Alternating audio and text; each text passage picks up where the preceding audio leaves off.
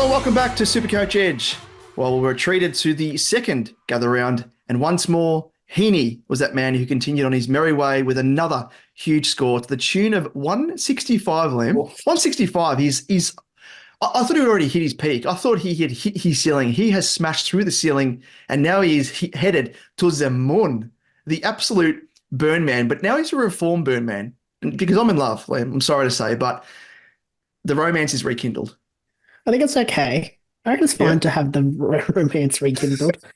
SuperCoach romance, of course. Absolutely, of course. Just in case my wife's tuning in, of course, and she's what like, do you mean? In case who? Sammy Walsh is tuning in. Oh, well, that's who I was referring to, my wife. But my other side piece, who I've married, my actual wife, if she tunes in as well, yes. So I don't want to be put offside twice over. No, that is fair enough.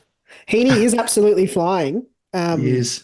Saw an article today about the top 10 players after round 4 according to Champion Data, and I guess it's no surprise Isaac Heaney is number 1 there. Yes. So there's a surprise, I'd say, for number 2. Is there? Oh, well, let me guess. Let me guess. Yeah, right. How many guesses would I need for this second? Probably at least 50. 50. And I reckon that's even there. Well, I reckon you might need more. This is probably no surprise considering it's Champion Data, and they do put out some absolutely ridiculous things. But I would think, up there at the heights of, Heaney, have to be like a Rowell, a Green, a Bont. Green's not there. Green's not in the top 10. Bont is. Oh, gee, that's a good start. Yep. That's a good start. Yep. I have no idea. It's one James Worpel, who, and I quote, has the second most impact with ball in hand of any player in the competition this year. I reckon he'd have the second most impact with the ball not in his hand because he'd turn it over that often. That is ridiculous. Jump into to some stats and have a quick look at the old Worpel. Is that so? What were we talking in terms of the other rankings? Like LeBont. LeBont is third. Okay. They've ticked that box. They had their head screwed on right for that. They weren't taking the wacky tobacco. Warple's disposal efficiency, not as bad as I thought it would be. 71.2% is his average for the season. Oh, probably career best for him. Yeah, well, probably. Which actually puts him in as average for his position across the whole AFL. So but yet he's the second most impactful. Most impactful. Still 4.3 clangers a game. Yep, that's right up there. That's something that you'd align with. Someone that's the second most impactful. Who else we got? Just to round us out. So 1 Heaney, 2 Worpel, 3 Bont, 4 Petrarca. Okay. All right. Yeah. Yep, that's good. No, they're back on track. Yep. 5 Nick Blakey. I probably would have guessed it, but I don't think it's too not far Worpel out. territory. Yep. Yeah, not Worpel territory. No. Number 6, Kieran Briggs, the Briglet. I mean, they've derailed the train yet again. I mean, I don't think he would be the best ruckman for the year so far. He's getting tailed up. Like, it's SuperCoach wise anyway. He's not good. Wow.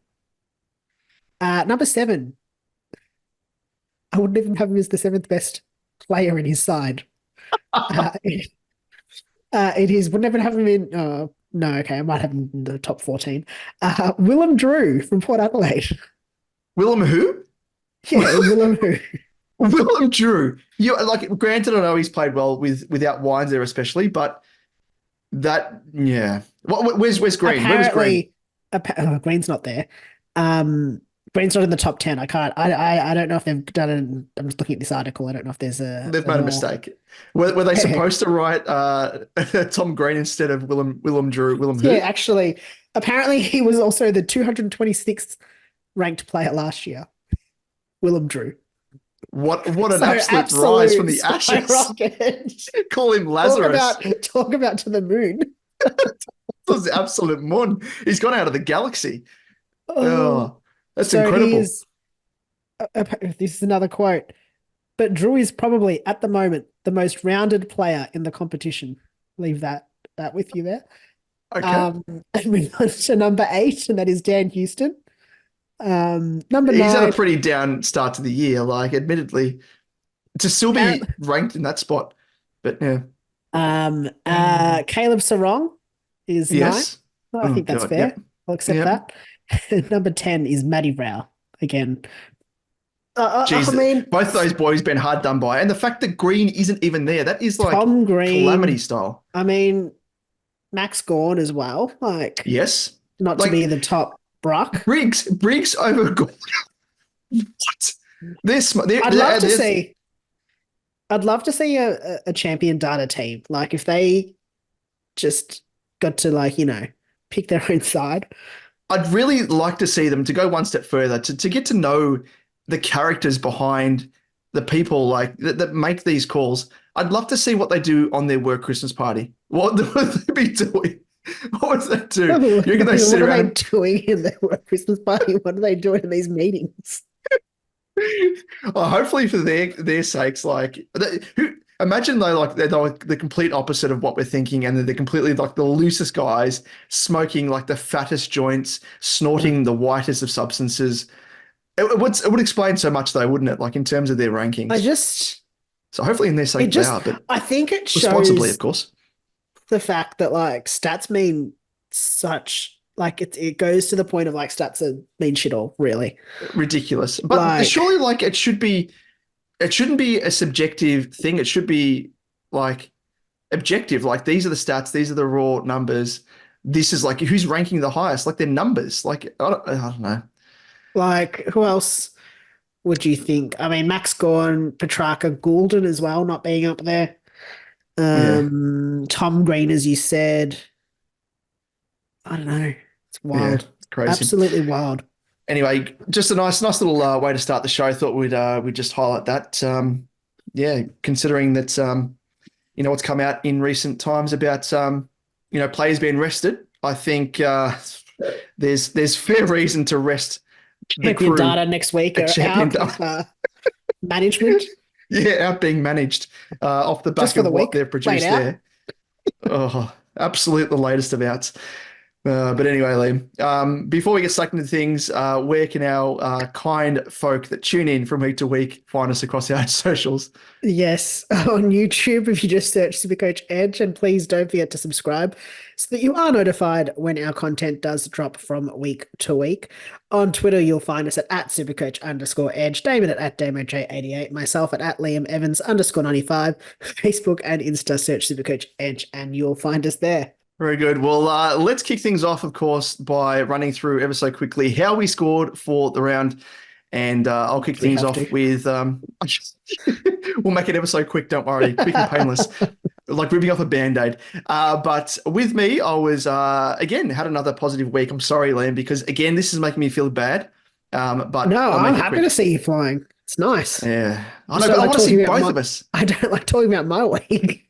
So you're saying I should spend longer on my team? Yeah. I'm happy with that.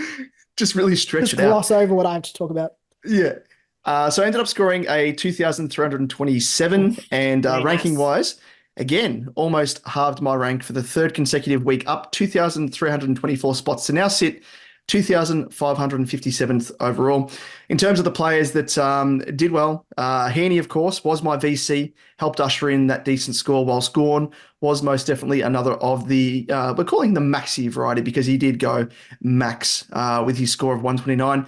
And Nicky Martin, who has been, speak about champion data being Lazarus, who was it? Willem Drew being Lazarus rising from the ashes. Yes.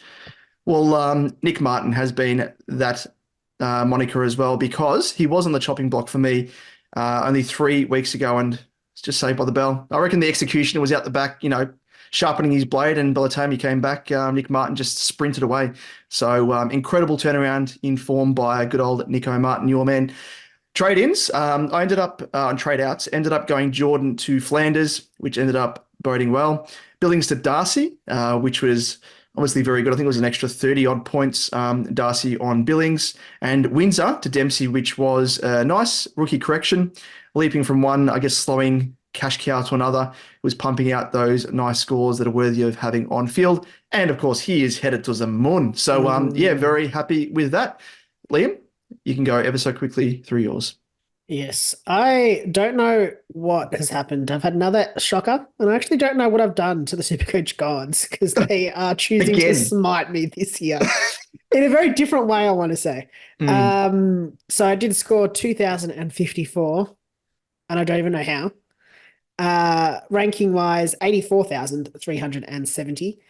So not flying at all. Took the risk, like just I don't know, just going into my gonna have some therapy session here.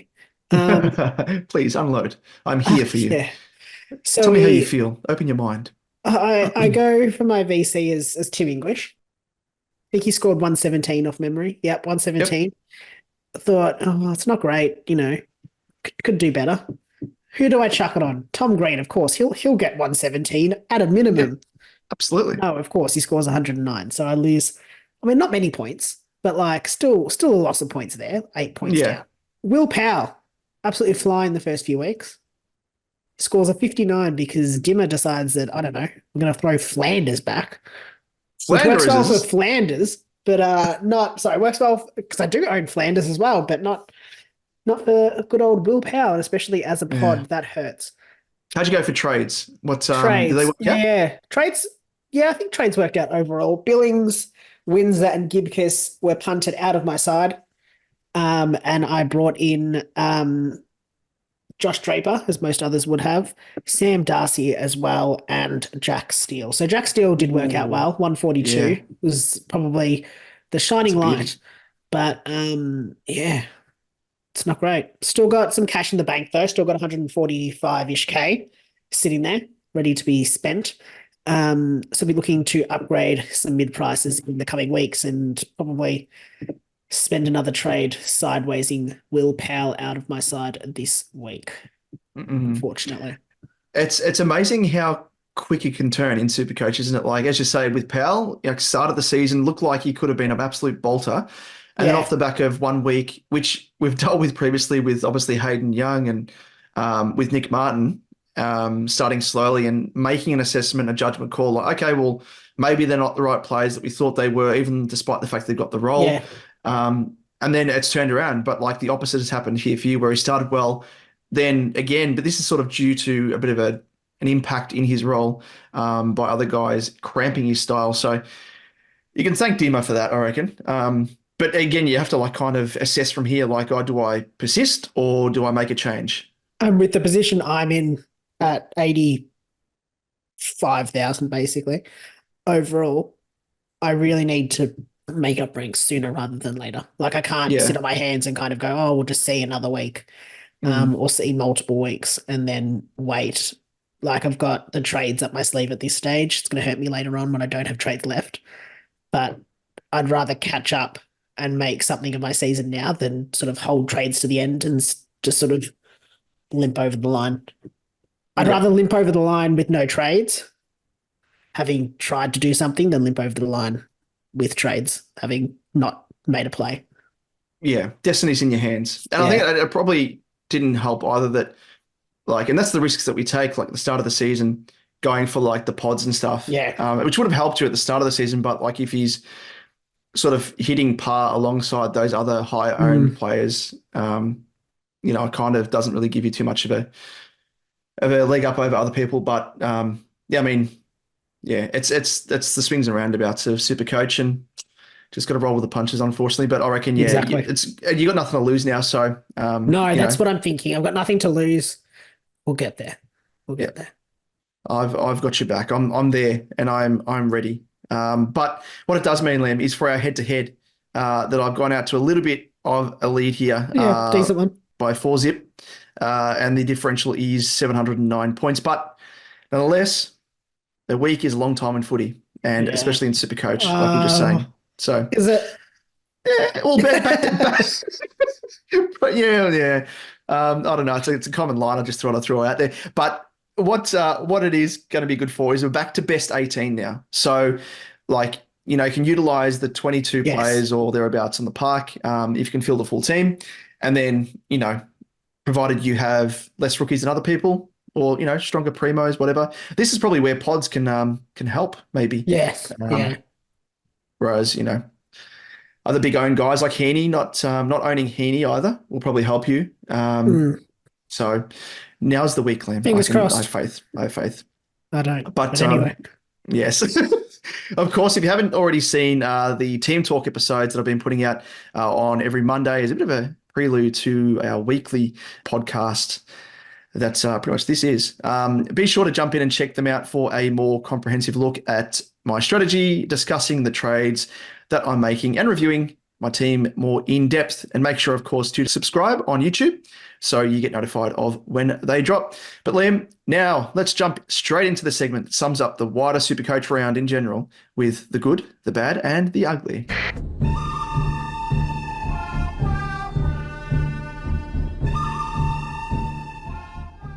Well, first up, of course, there's no surprise here. In the good, it is that man, the reformed burn man in Isaac Heaney, put in another dazzling performance and top scored for the round with a 165 against the hapless Eagles, providing a lovely VC/C option activated, of course, for those, like an activated almond, for those that owned him, of which I was one, licking my lips as my VC. Although, having said that, I was a little bit worried because the only loophole that I had was Naismith, who played in the second last game, I think it was from memory, named emergency, and I was worried that the Supercoach guy was going to smite me in some way, Mm. and Naismith was going to be late in, and I was going to lose Heaney's VC score and then have to put the captaincy in all likelihood on Nick Dacos. But thankfully, everything went well. But the Heen man just is on fire. In the bad, we do have Tom Stewart struggled against the Dogs with a tag coming from, was it Riley West? Riley? I think it's Riley. Yeah, yes.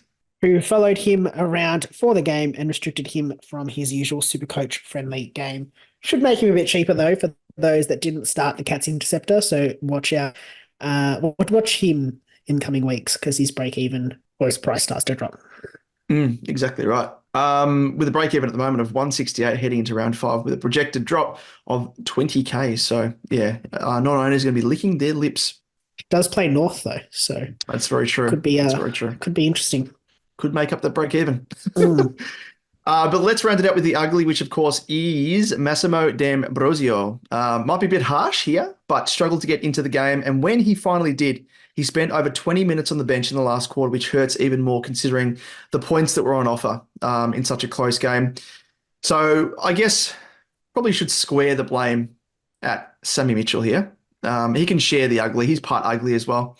Yeah, just a bit of a fugly situation there for both Massimo and Sammy Mitchell. Yeah, I'm a bit concerned about Mass and the fact that he was on the bench for so long. Yeah, don't know what the issue was. Strange. I mean, I don't know if there was an issue or if he was just not utilised. Yeah, or not doing something correctly and was being punished by Mitchell. I can Well, totally that's my see him doing concern. that. I think, well, he's not. Mass is a great attacking player, but he's not a very good defensive player. So I'm just wondering whether there's something along those lines. Now, we have round 5 on the horizon. So let's jump straight into trade talk with The Price is Right. Show me the money. The price is wrong, bitch. For those tuning in for the first time, The Price is Right is the segment where we discuss potential trades, trade targets from week to week, or even whether a specific player under question should be traded at all. So we're going to kick off with going, gone. And these are the guys that you can look to get rid of this week, I guess. First up, we have James Jordan with a break-even of 78. His break-even is right on his average of 75. So now is the time to move on. With Taylor Adams back and Parker set to return, Jordan has served his purpose. He has the bye this week, so it's the perfect time to move him on if you still have him. Absolutely, I concur. And also we have Blake Howe. So he has a break-even of 56 and has all but maxed out in cash at this stage with that break-even, which is just below his average of 59. But most alarmingly, it is above his 3-round and 5-round averages. And of course, that does indicate that his recent form is tapering, and that does count for more. So given that, we'll likely drop in cash. And yeah, he's done his job, already made us 99.4K. So trade him to the likes of the Hills Hoist, as I'll call him, the clothesline, Closey, before his bye next week for a nice 100K profit. Another guy on the list, it is Alex Sexton with a break-even of -6. Was dropped by Dimmer on the weekend with the number of debutants joining the side with both Flanders and Lukosius also playing off the back line. His prospects of re-entering the side in that same role look a bit slim. If he's named next round, you could consider keeping him for some more cash, but it does seem unlikely. Looks like Dimmer was making a bit of a statement. Does also come after he was moved forward back into a forward role mid-match in, I think it was round 3 or round 2, whenever it was. So that's not going to be conducive to his scoring. So look to trade him out, though he probably isn't as urgent, as he won't drop in price like others, such as House potentially will, just because he's not likely to be playing, you wouldn't expect. Yeah, exactly right. Might find it hard to get back into that Suns lineup that played actually quite well against the Giants. Yes. Let's move on to the chopping block. And first up, we have, he's had a fair bit of a mention in this episode thus far, Massimo D'Ambrosio. So he has a break-even of 49, and his scoring has really dropped off in the last few weeks, only posting 2 scores in the 60s. Not an urgent trade out, as the role hasn't really changed, but there may be some question marks due to his low time on ground on the weekend, which was just 65%, while he spent over 20 minutes on the bench in that last quarter, as we mentioned. Not an urgent trade, especially if you have other issues to deal with, but one that may need to be moved on in the coming weeks unless he can restart his cash generation with a big score. He's still got that break even at 49. Still got cash to make, I think. Not much, but might get a score. We don't know. Fingers crossed. Who do they play? Gold Coast. Yeah, there's not a bad positive scoring correlation with wing defenders. I think about the 4th or 5th best in the league. Yeah, so it could be an uptick score coming. Other guy, I don't know if I think we mentioned. I don't necessarily think he is on the block, but I know a lot of people have him here, so it's kind of a bit more of a cautionary tale. Colby McKercher, break even of 43. I think it's a bit reactionary after he did play a different role on the weekend, more through the middle. Didn't seem as well with a 54, which was his lowest for the season so far. I would hold him at least another week, see if his role continues, or if he does roll back into that backline role where he has been able to distribute and score relatively well. We'll also get DPP status after round 6 and could be a decent scorer to move back and provide some much needed flexibility and a stronger scoring option for a rookie in the backline. Yeah, exactly right. I agree as well. I'm not too keen to move him on as yet. And I think of all the guys, we obviously started him at the start of the year because we knew that his job security is like 100% alongside Sanders. And he showed enough across the preseason in that role. And again, like the big key here is the role. And it comes down to every single player. So provided that he hasn't lost that role in the back line Clarko's just like, let's just run him through the middle. It's going to be, I think, just stay the course really with the Kircher unless that role changes.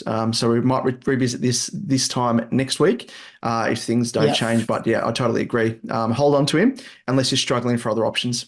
Yep, agreed. Now on to the trade-in options. So these are get them in. And first up, we do have Sam Closey, 102.4K, break-even of minus 68. And what a debut we got from the former VFL draftee and former Fothergill, bloody hell, Fothergill round Mitchell medalist. It's incredible. That's seriously. Would you like to add any other names in there? It doesn't make any sense because I think it used to just be Fothergill round medalist, which is obviously for the VFL's most promising young player, but they've just added in Mitchell. I'm like, really, just like it gets to a point where you've got to restrict it. Like, surely. Do they just add the next player that wins its name at the end as well? Just keep going. Might be Fothergill round Mitchell Closey. Oh God, don't tempt them. Obviously, as you said, the VFL's most promising young player. Being at that bargain basement price, he will no doubt make us some juicy cash with a first up score of 108. So normally we don't agree with going early on a player off one game, but this might be one time to do it. With the stars aligning with fat and cash cows like House to move on. Such a move could fund one of your first genuine upgrades with one of the trades. Yep. Agreed there. Popular trade in for sure. Jack Steele, he's the next man up that we both think should be on everyone's radar. Priced at 589.6K. Liam, break even of 69. Ding, ding. We haven't even got an episode without this appearing again. Let's just celebrate. What is it? It's on The Office. It's like, how many days without nonsense? We run a no-nonsense office. This is literally Yes. rubbing it out. It was one episode. How many episodes without nonsense? We're rubbing that Zero. out. One, We had one. Did we zero. have one last time? I Oh, think we yeah, had I think we had a couple of 60. yeah, we did, didn't we? And then we posed the question like, could we go an episode without Oh, a yes, ding yes, ding? yes. That was it. Yeah. We didn't. Yeah, and someone actually beat us to. It might have been Jonas Goat potentially in the comments section on my Team Talk video, and was like Jack Steele's break even 69 ding ding. So I wouldn't have known unless like this would have been a surprise as we're writing out the run sheet. So yeah, there we go, ding ding. Back to Ding, zero ding. episodes without nonsense. So the question remains: is the old Jack Steele of 2021, 2022, 2020 or 2021 back? Of course, both of those seasons where he's finished as the second highest scorer overall. We think so. With an average of 126.8, he's currently the seventh best scoring mid based on average, with his lowest score of 119. He's averaging elite foot disposals, averaging 28.3, and is going at 81.4% for the season, helping him score effectively. And he is also averaging 8.5 tackles, if you don't mind, and 25 pressure acts a game. That all spells to me that he's back. But for those in need of a mid-primo, he presents extreme value, averaging just 0.5 points less in average than Butters, who is priced 68K more. That just there underlines the extreme value we're getting, because that is the price point that Steele will reach within a couple of weeks. So get him in at this discounted price now, or face a prospect of forking out that difference in weeks to come. I think I can rekindle my love affair with Steele. I was waiting for you to say it's over. Like I'm never going back there again. Like a bit of Taylor I Swift literally action. just brought him in. Just brought him in. So I'm watching him. I hope he plays well. No, I he forgot does he's look in your good. team, that's right, I have to say, I think this, other than I watched him in the Saints Essendon game, obviously, but I kind of wasn't watching him the same way as I think I was on the weekend. I watched a lot of football this weekend, I have to say. You're watching him with love hearts in your eyes, like, yeah, the a little emoji. bit. But when you like, I don't know, when you've got to play your team, you kind of watch for that a little bit. Yeah. And he looked good. He does look good. He looks fit, I have to say. Just waiting for something to happen to him now. That he's in my knocking on all side. the wood. He's now in my team. Apologies, everyone. Next up, we have Sam Flanders, Stupid Sexy, 552.7K, break even of 89. We spoke about him last week. Now, opinions haven't changed. The only things that have changed is his price, jumping up another 24.5K. Get on him. Though it should be noted that he did play in a bit of a different role this week, a sort of Doherty style role, I guess, rolling up from defense and acting as the sweeper on the defensive side of the stoppage, so getting a lot of ball out the back. Hasn't stooped below 100 and is set to face the Eagles and North twice more this season. So should be in for some big scores with a decent fixture. Prioritize this guy and get him in your sides, please.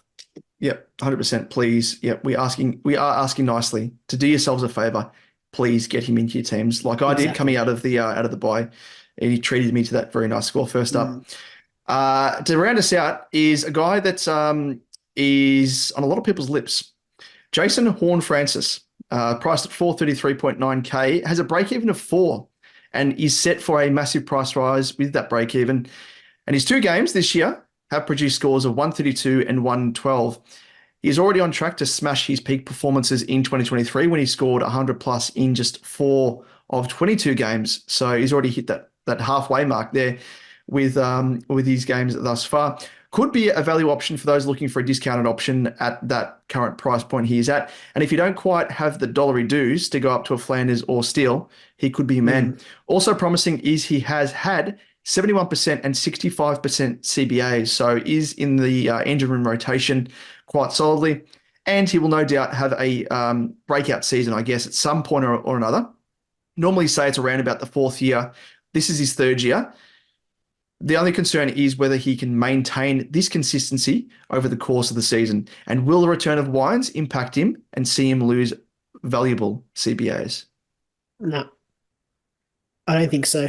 So looking at, it's hard. We've got a one-game sample size with 2 of them playing. But I mean, looking at Wines there, so in the first game, round 1, Horne-Francis had a 71%, CBAs, whereas Wines had 46% CBAs.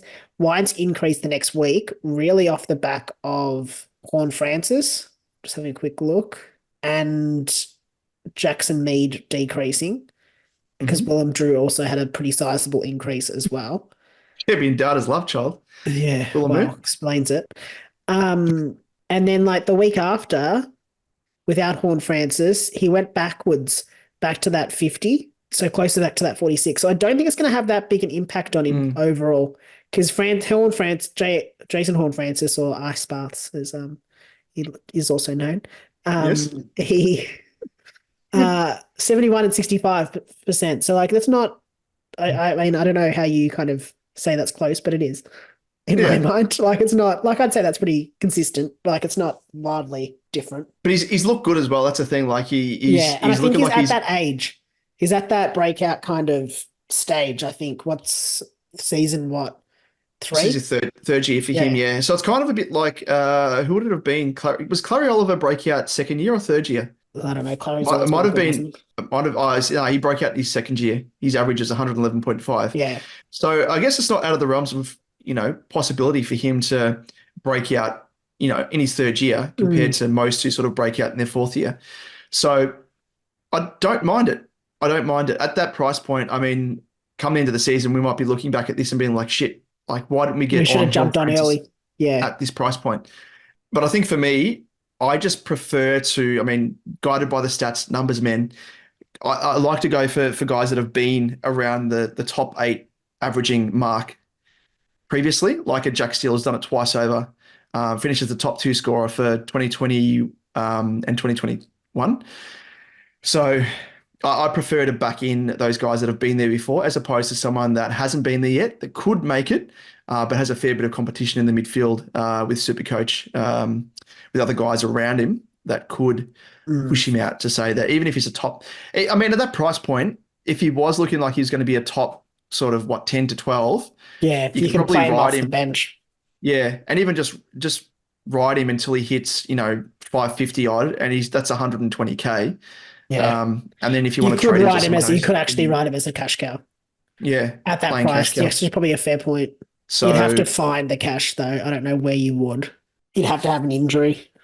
Yeah. Well, you could potentially, I mean, using it as an example here, Matt Roberts, he is about 98k less than Horn Francis. So if you find it's virtually like one rookie downgrade. So if you downgrade to closing, even Jordan, if you've got a DPP, well, Jordan's a mid. So what's Jordan priced at? 350. Yeah, you're not wrong. Yep, that's a good point. Yeah, so you could use him as you said there, a bit of a playing cash cow, with potentially a bit of an asterisk there that he may end up being a keeper. So I don't mind it, but yeah, it looks as though he's going to be making a fair bit of coin. Is Horn Francis? He is projected to go up 40k with a score of 93 according to SuperCoach Plus. So yeah, if he continues these averages, he could definitely be a very nice playing cash cow. So I can see the appeal. A little bit of a risk, but I mean, from what we've seen so far, he's looked really good. You're talking me into it, I have to say. Freo as well, faces Freo. Not a bad correlation with inside mids. I don't mind it. 4% of teams, that's the only concern. It'll go up, obviously. I'd say this is one of the most traded in players, I think, this round. Like the risk. Good. Second most traded in player, 7.2% of trades. Yeah, well, okay. So it'll get him up to, I'd say, around the 11, 12% mark in terms of ownership. So it reduces the risk slightly. Don't mind it. Anyway, let's move on to the consider and wait options. So these are guys that you probably don't want to trade in this week. So you probably want to watch them again, or there's a reason to wait for them, particularly in terms of rookies. So first up, we do have Charlie Comben. He is forward eligible, 227.1k with a break even of -40, and he came in with a bang, scoring 129 in that halfback intercept marking role that we all drooled over in the preseason. A lot are going to jump on early, but we would caution you to wait at least a week. North face the Cats this week, who are the third most restrictive for points conceded to opposition general defenders. And compounding that further, could Comben play a bit of a lockdown role on Tom Hawkins? considering the defensive woes that North have in just not having anyone. Poor King, imagine throwing him back, bringing him back in. I reckon it was Yeah. pretty rough Good that old he got Topes. dropped to begin with. But like, Yeah. let's be real. But anyway, They can't afford to drop anyone, I don't reckon, in defence. seriously, if you're in desperate need to downgrade a bit of a fattened rookie to him to fund another trade upgrade, we can understand. But just look to wait at least a week and bring him in when he is out on the bubble. I don't know. Just feels risky, especially at that 227.1k price tag. Like, I think we've spoken about Closey. I don't normally like going early, but at 102k, if he gets dropped, like, here's a loop option. Like, exactly. you've literally freed up as much cash as you possibly can. Yeah. That's exactly the big appeal first up. And then it's like, okay, well, hopefully he makes some decent coin as a cash cow with that massive score in his first cycle. So exactly. Yeah, but yeah, investing money, you're going to have to trade up to Combin or downgrade a rookie that's gone up a little bit in order to get you're Combin not getting in. that much cash out of it, so I don't think it's worth. Like, if you were to trade A Windsor or someone or or even a Jordan or whatever, yeah, like, it's just probably not worth it. To go early, I don't think I'd be cautioning that. yeah, I totally agree there. Another guy as well, which I'll probably have the same train of thought with, is Will Graham from the Suns, defender, midfielder, priced at 117.3k with a break even of -21. So another one to wait on, especially if you've gone early on Closey this round. Yeah. Had 49% CBAs first up, which is a promising sign for his role, but might fluctuate if Flanders is unleashed back into his traditional role with rotations through the engine room. Should be a great option, but give him another week before bringing him in. I don't think there's really a reason to go early on him as well as the Hills hoist in Closey. Yeah, I love it. I'm going to make it stick. I will now exclusively refer to him as the Hills hoist. Lloyd Meek, the next guy. I can't believe we're talking about him. Ruck eligible, 357.3k, break even of -14. And we do note at the time of the record, he is, I'm going to check this again because we wrote this. He's the fifth now. He's now the fifth. Come on. Fifth most traded in player heading into round 5. Coming off scores of 88 and 130. His scoring obviously catches the eye alongside a -14 break even. But can he be trusted? Played 16 games in 2023, being in and out of favour for the Hawks, but more so used in tandem with Reeves. Now with Meek rucking solo with Reeves dropped, it does elevate his scoring prospects, having scored that 104 and 112 in his last two scores. Last two games, he was solo last season compared to the 67.1%. Sorry, 61. Oh my God. 67.1 that he did average when sharing the ruck. If, and that's a big if, Meek can remain in favour and Reeves is kept out of the side, he might be a nice play as a playing cash cow, or is Meek just the flavour of the month for the Hawks as we have seen previously? I mean, looking at the fifth most traded player, it's Lloyd Meek to Brodie Grundy. Wow, okay. Like, I'm going to say it. I don't get it. I've seen a few other content creators doing it. I know it obviously gives you a fair bit of cash, and they're obviously using the same or similar mindset as what we spoke about with Horn Francis, but just lesser price point. But Horn Francis, first and foremost, has obviously job security. Yeah, there's no way he's is getting dropped. on the way up. That's the thing. Like there's potential there, like for Horn Francis, whereas with Meek, there's question marks around, as you said, like his role on the side, short term as well as long term.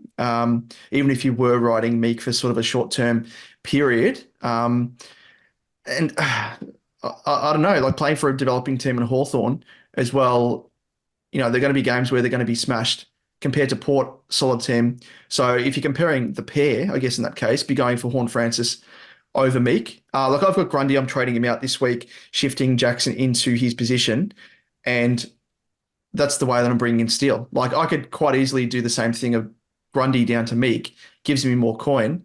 But again, it's a risk. It could be a calculated risk, but for me, it's too much for a risk, I think. Yeah, I think it's too much of a risk. I don't personally get the big issue. I feel like there's so much. This is a slightly adjacent topic, but the Grundy trade out, I'm not sold on. Yeah, I can personally. agree I with that. think I think it comes down to the individual sides. I wouldn't trade out Grundy to Meek. Like I just don't Mm, think that's a logical trade to me. Grundy being used as a trade, I personally don't think I agree with. I think there's a lot of people going, oh, he's scoring so badly. I don't think he's not the best scores, but I don't yeah, think he's scoring terribly. yeah. And this is most certainly not my biggest issue. But yeah, I wouldn't be trading Grundy to Meek. I'd be concerned by that. Just on that as well, probably a good segue before we finish off on Meek and round it out with our last guy in this consider weight category. But just with Grundy, obviously we didn't mention him in the trade outs or on the chopping block. But just for those people that are considering trading him out, which I am one, I think the main reasons for me trading him out is it just aligns with his buy. Yeah, I think And for that makes me, sense. the timing is perfect in order to get Steele in and trade Grundy out. If someone like Steele wasn't available, I'd probably persist with Grundy because I do think there is a chance that he can have some upside and continue punching out and having spike games. Really nice scores. So it comes down to I think situational as opposed to a must trade out type thing. Yes. Yeah. I think I just think there's a lot of people jumping off for the wrong reason, I want to say. Mm, Like I yeah. think people are saying, oh, he's gonna score like shit. He's not scoring well. I think a 103 average isn't too bad at this Mm, stage. Like I think there's gonna be cohesion issues with him with the mids. Like he's gonna have to build that cohesion with his, mutant essentially third midfield in 3 years. yeah. Um and so that's something to consider. But I agree if it's I think in situations it makes sense, but I just don't think Grundy to Meek is a big risk. Like unless there's no there's no backup. Like you know what I mean? Like other Mm, than potentially having Jackson, you don't really have a backup. And even then, oh, I don't know. yeah. I think just on Meek as well, he is kind of for me a bit of a budget cherry. Yeah. The X-Men. Like he's cheaper. Cherry's gone up 61K. And I think if anyone, and I spoke about it in the preseason, if you were to get to trade Grundy to anyone, the only guy I'd be confident in is Cherry, but even then he came with those risks considering that he did get injured early, but has scored all right, 107, 108, 90 and 115. And yeah, I don't know, just with Meek, I wouldn't do it personally, but I can see why some people might want to take the risk, but yeah. I think if you're not happy with Grundy and you want to trade him, I'd almost hold him this week and wait for English to drop in price and then upgrade him to Mm, English. Like I think English is a break even of 154. I'd rather do that. Like I think you'd want to almost choose a top two or three ruckman, and I think Grundy can be that or even a top four. mm. But I don't know. Yeah, that was my Anyway, other option. yeah, But yeah, like just waiting for English, which is what I am doing in a roundabout way because I've put yeah, Jackson because into you're going to the, be trading around. and Yeah, I'll trade Jackson eventually to English at some stage when Hododo comes back and starts impacting him, no doubt. But let's round this category up with the last guy, and it is Kai Lohman. As a forward, 161.5K, has a break even of -14. So the low man with the low break even. Finally got a decent crack at a full game and returned a very nice score of 88 from 18 disposals and 2 goals won after sub-affected games of 33, 16 and 18. After the weekend's performance, his cash generation, though, has been kickstarted. But can we trust his job security given how often he has been the sub already? Get this as well, not just not just confined to this year. Across his entire career to date, 8 of his 12 career games have been sub-affected. So let that sink in yeah. there about his role, job security, all that sort of stuff. With his role, he's got a half forward role, so that could see his scoring fluctuate. And thus, I think he sort of presents as not really a reliable scorer. I'd prefer, if you are keen on him, to wait one more week and assess him up against or alongside Comben, who I think Yeah, looks a likelier type in terms of being that sort of cash cow as well as maybe a playing cash cow. Lohman, just with being so sub-affected, presents too many risks. I agree entirely. It just feels like he's teetering on that best 22. He's Yep. he's abouts, but not quite. So I think even if he does kind of come along and get a few weeks, he's still probably sitting as the 22nd man. So there is that potential to sort of drop out into that sub role. So would be waiting. I think I know it's great making it as -14, but I'd be wanting some more security. I think there's better options coming Yep. up than the old low man. Moving on to outsiders. So these are guys, or this guy in particular, Tom Brown, defender eligible, 213.8, break even -33. I suppose that, like his namesake, also an outsider. Um, Very good. That deserves a bit of a brunch. That is very good by Liam. Very unique being. That guy, Tom Brown, with an E though. Tom Brown with an E. This one without the E. Tom So Brown, thankfully yes. he can distinguish himself from the other Tom Brown, the $1 Dollar Brown. Love that. Anyway, Tom Brown from Richmond. Many were weighing up between Tom Brown and Josh Draper as a rookie downgrade option last week. And if you were willing to fork out the extra 30K or so, you were rewarded in the spin of a rookie roulette wheel with a spike score of 95 and a 59.6K price rise. While obviously projected to potentially make 100K good Supercoach Plus, that is relying on him having a low score to all but scuttle his cash gen. And his defensive role, it wouldn't surprise if this were to happen, as we've seen with Howes. So it isn't a sure thing. Not really worth paying up for, considering Closey is on offer at 111K cheaper at his bargain basement price, and that 108 on debut, and also that you've got Will Graham, who's a defender and midfielder, coming in at 117.3K. So again, quite a lot cheaper.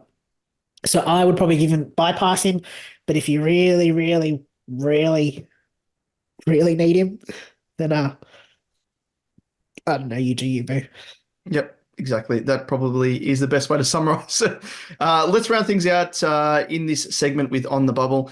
Slim pickings this week with none of the players on the bubble really looking like strong options, so worth waiting for those that we spoke of. The ones that are on the bubble, though, Jed Walter, average of 35.9, 37 and 42.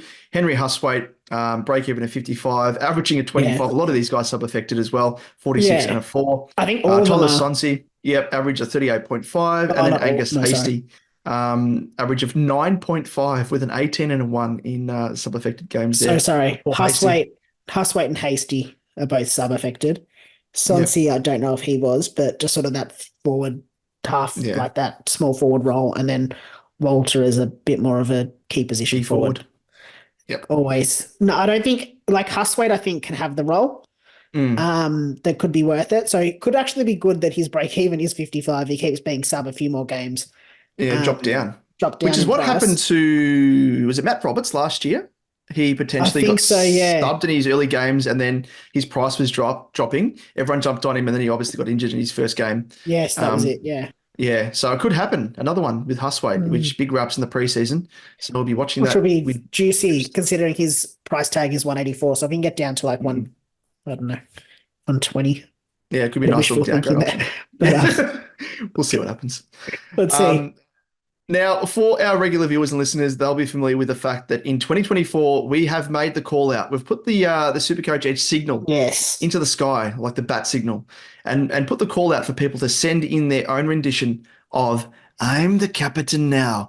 And if this is your first time tuning in, now you know. So if you're keen to be featured in our show, get to sending yours in. Get to it.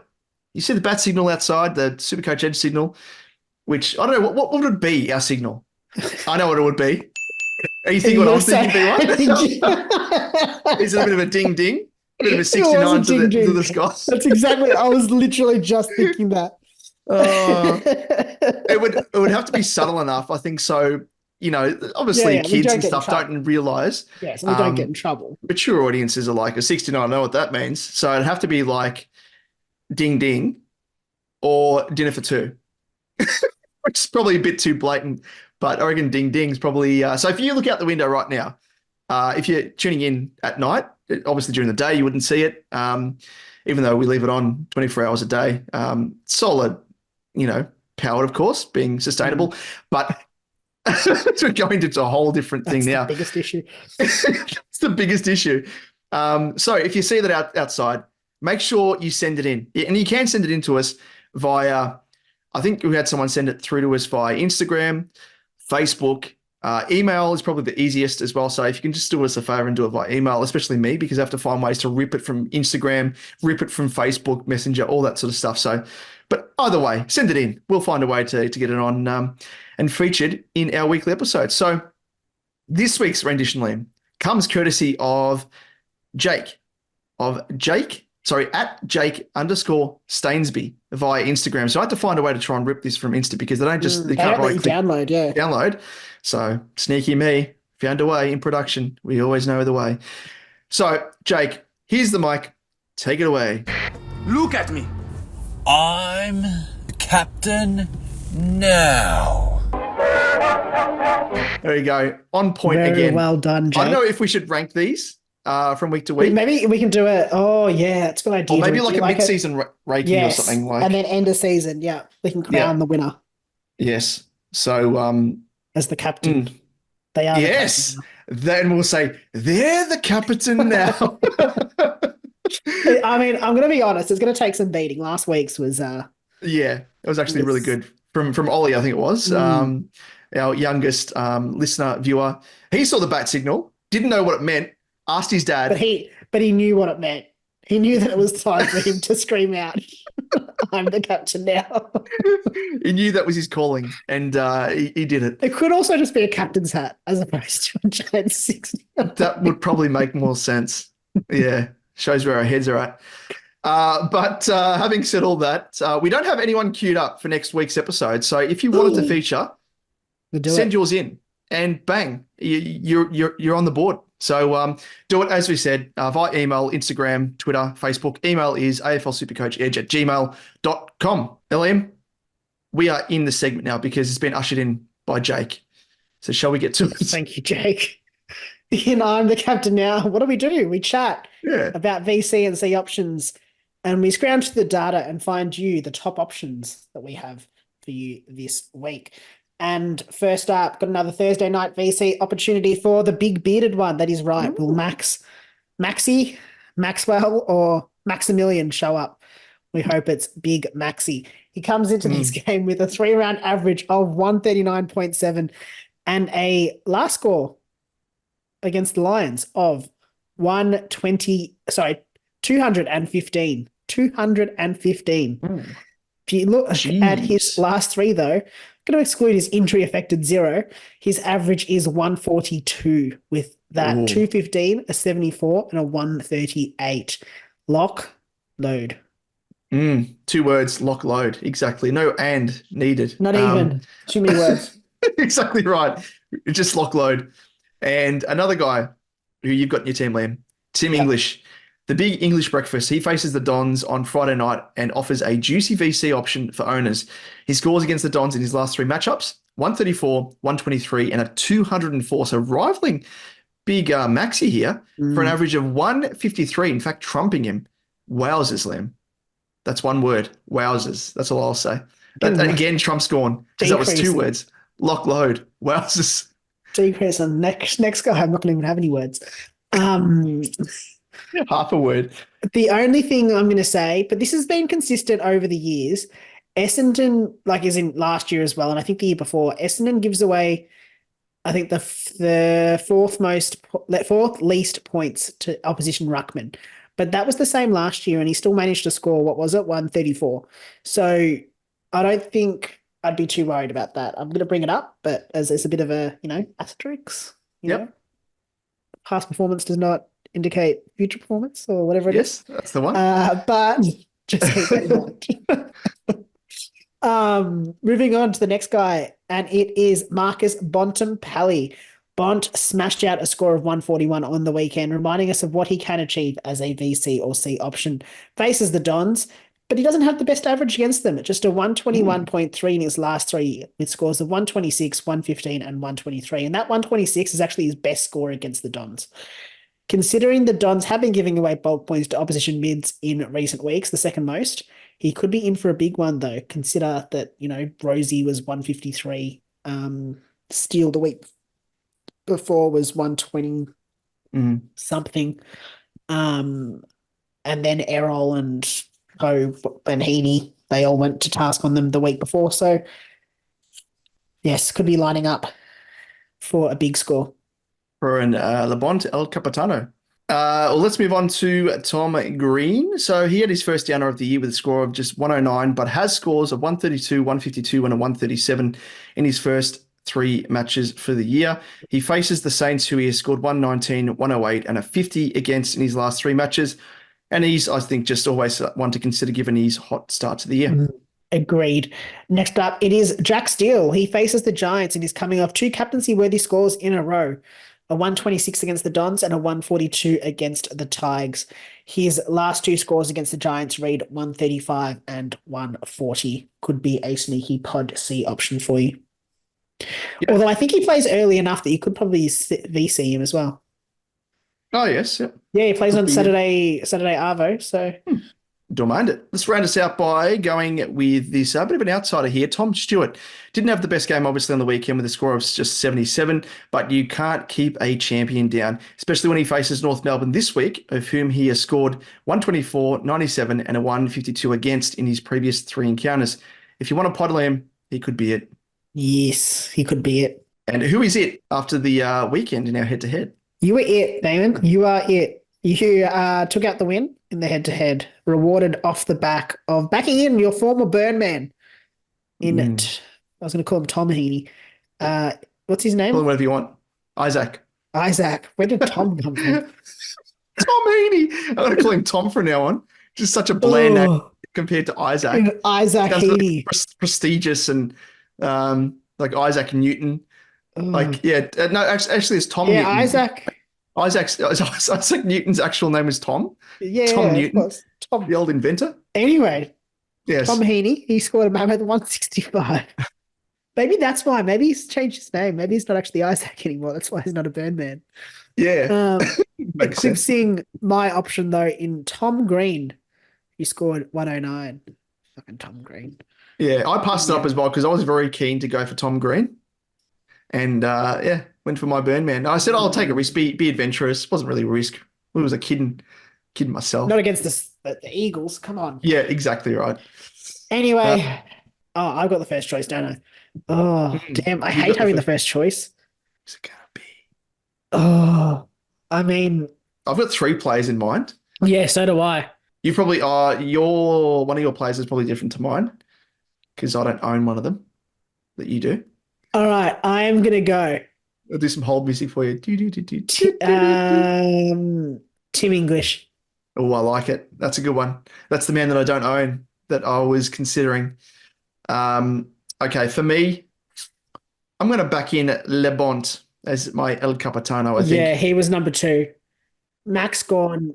So I was thinking about Max Gawn, but Brisbane give away the second least points to opposition. Yeah, they're pretty restrictive. So that concerns me a little bit this week for Gawn.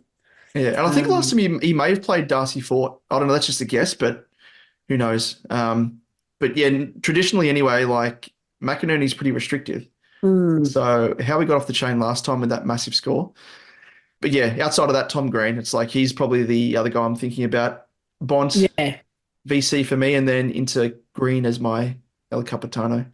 I mean, the Saints don't really give away many points to opposition inside mids, but not a super negative score either. So I don't think it shouldn't affect him too much. So hopefully we can get a big score from him. Now, Liam, let's round things out with the return of an old segment. And all we'll do to usher it in is that it's time to answer some questions.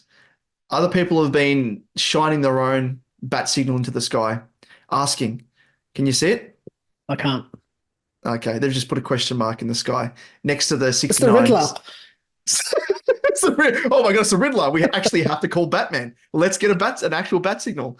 That would be quite ironic. But they're shining a question mark next to our 69. Used to have a little bat signal. Oh, really? Yeah, I don't have it on my desk. Sorry. I'll find it for next episode. Yeah, actually, that's very good. But in the sky it reads in the sky it reads 69 question mark. So that could be interpreted as a question to anyone out there. Don't ask your partners. But Liam, these questions will be answered in the return of ready? 3, 2, 1. I got to know. Hey, I got to know. back, baby. It's back. Couldn't do it. I couldn't do Oh. it. You had to limit up the jaw. You hadn't had a bit of a practice swing. I had to warm up for that one. Yeah. Oh. First question is from at Karamazov 1879. He asks, please, may I ask 2 questions? Well, actually, he's asking 3 questions here because he's asking if you can ask 2 questions. Actually, that's a Then very he's good point. asking 2 questions. So you know what? Having a lend of us. Yeah, I don't know about this. Anyway, he's lucky. We've already answered the first question. Can we go Yes. early on Comben and Closey, True. also known as Hills Hoist? Yes. Very good. No and yes. No to Comben, yes to Closey. We've already spoken Yep. about that, so we won't go into too much more detail there. And 2, can we bring Nick Martin back in and admit we went too early? Many thanks in advance. I think you can. Ugh. If I was in the boat and I was I- very close to being in this boat of trading Martin, I would consider bringing him back in. It's a tough one because it depends who you're weighing him up against, who you have Yeah.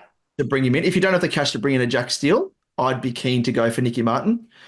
Also keep in mind that Nick Martin is in line for DPP addition, which I is probably don't something hate we'll it. round out the episode with some of the DPP announcements, how things are tracking. We'll go through them at the back end of this episode very shortly. But yeah, that's something to factor in as well. Thoughts, Liam? Yeah. Yes. I think you can bring him back in. I am considering it. I don't want to consider it though. At the same time, I'm just worried that he goes back into the middle. And the only thing that I'm worried about, the only reason I'm worried about it is that I don't think he's as effective as a halfback player as he was as a wing. But I don't that's me as an Essendon supporter, not as a Supercoach person. Yeah, realistically, that's my biggest concern. I don't know if it'll happen though, but yeah. the potential change in role back to what he had, which is a we've fair seen point. that he can score well. He can score well from a wing. Like we saw that last year. He did score relatively well. I just don't know whether it'll be enough to be Keep a territory. yes. And he's not at a price where I think he's going to make enough cash to hold him long term. Sorry, like as in like as a cash cow in a sense. Like his break even is probably chat about him quickly now, actually. So he's apparently priced at 533. So he's already made 40K on his starting price. So they're getting him at a slight premium, I guess. And his break even is 35. So faces the Bulldogs. I don't know what they do in terms of they give away the second most points to opposition wing defenders. Oh, geez. Okay. Change your own trade plans as well off the back of this. Oh, far out. And then who does he face? Adelaide. They give away the least points, third least points, sorry, as wing defenders. So that's not great. And then Collingwood, who give away a negative amount too. Okay. And then West Coast. And then West Coast again. So he still has North and 2 games of West Coast to play for the season. So yes, to answer that question, yes, admit that you went too early, bring him back in. Yeah, I think you can. Well, let's round it out with the next question that was sent in by Brad Dorr 4.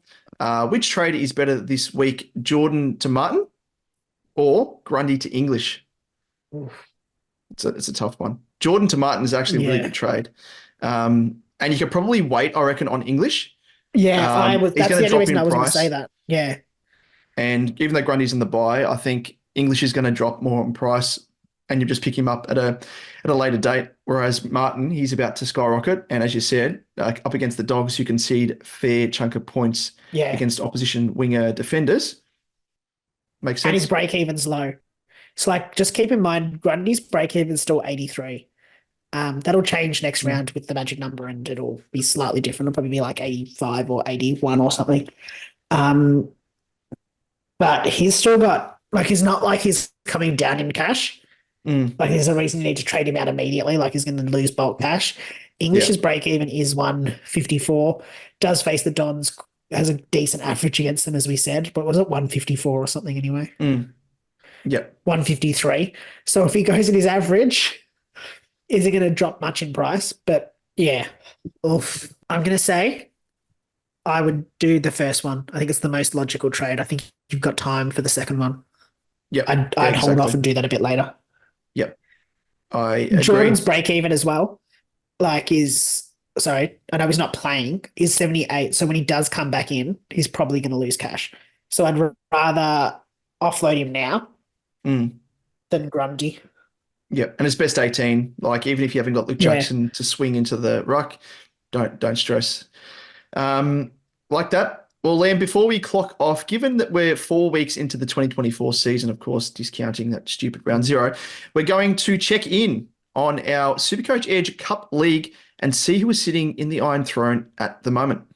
Yeah, so as we head into round 5, at the top of the tree, we have Nathaniel's Chev's Titans, who has an overall rank of 150. He's leading Alex's Angels with a rank of 181 and Dow or Never in 202, rounding out the top 3. Special mention also to one of our regular viewers and live chat contributors in Skits Fits in a 4th spot. Very good. Like that. Good to see regulars right up there. Yes, it is always good to see. And it's not too late to join also, as you can do so with the code 123391, with the winner awarded a Supercoach Championship ring from the good folk at Supercoach Championship Rings. So as we said earlier, I will just quickly roll through those guys that are looking like they're in line for DPP changes. The most notable ones, of course, you can find the full list via Code Sports, or I think it's in the Herald Sun as well.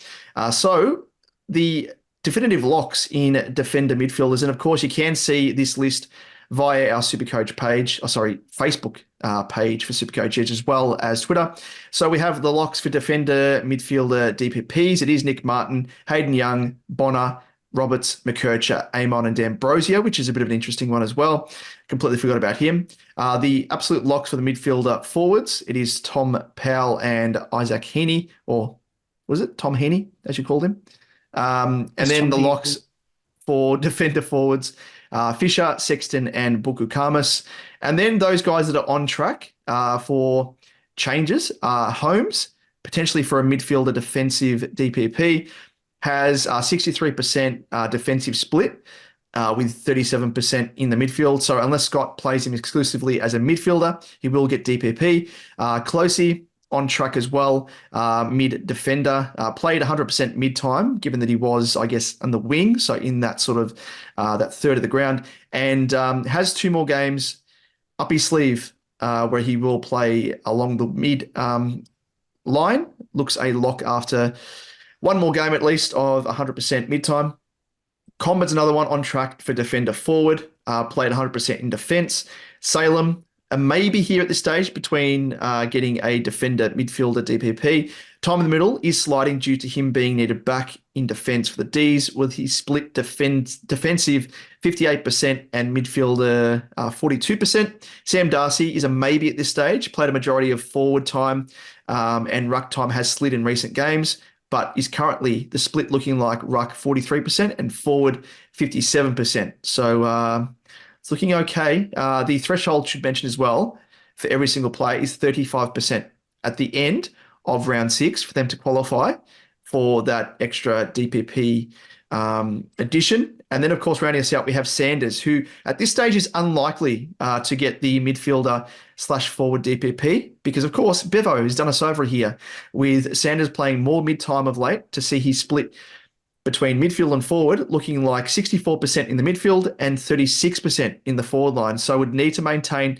that 35% forward time in order to get it, which at this stage doesn't look like he will because he's playing a fair bit of time in the midfield. So there's a nice update there for those of you keen to hear how things are tracking DPP-wise.